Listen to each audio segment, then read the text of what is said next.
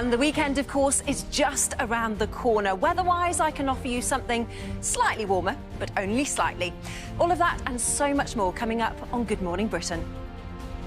Morning to you. It's lovely to have you back with us this morning. Thank you so much, and happy birthday, Adele. Thank I mean, you. especially lovely weather for you. Thank you. Well, I say that. It's when I say lovely, I mean slightly less bad than It's bad weather. something slightly for you, Adele, so yes.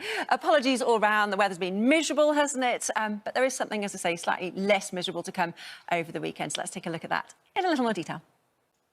Well, before we all get too excited, I need to put it into context. So, yes, it's been cold recently, hasn't it? And that's thanks to our friend, the jet stream, this ribbon of air that's effectively got a great big buckle in it, and it's allowed this cold air to flood in from the Arctic. Now, the good news is that by the time we get to the second part of the weekend and actually into the start of next week, it starts to shift back northwards and allows slightly less cold air to move in. So it's not going to be tropical, it's just going to be less bitingly cold than it has been recently. However, the slight fly in the ointment comes with some low pressure, which means even though it is going to turn less cold, it is going to turn increasingly unsettled. So we give with one, we take with the other, don't we? And there will be some rain at times over the next few days. And the rain, as we speak, already edging into parts of southwest England and the Channel Islands.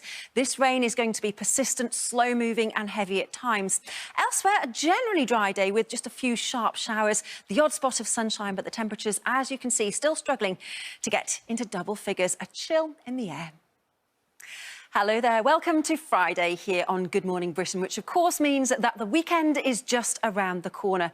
And the weather is looking, well, slightly less bad than it has been recently. It's not going to be plain sailing. There will be cloud and some heavy rain at times, but fingers crossed the temperatures should start to feel less cold than they have done recently. Now then, coming back to the picture out there at the moment, there is rain, and some of this rain could well be on the heavy side, particularly across parts of South Wales, southwest England and the Channel Islands. The rain not going anywhere anytime soon. Elsewhere, there'll be some dry spells and the odd spot of sunshine, with maybe just a few wintry flurries falling over the hills and mountains in Scotland. Temperatures, though, still chilly for the time of year, struggling to get into double figures in the north.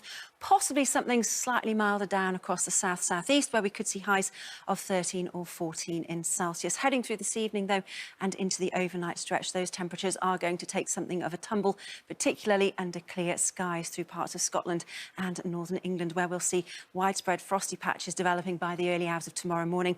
Across the south, a milder night, though. The cloud persists, and you can see that wet weather doesn't go anywhere either. So as far as your outlook is concerned, the next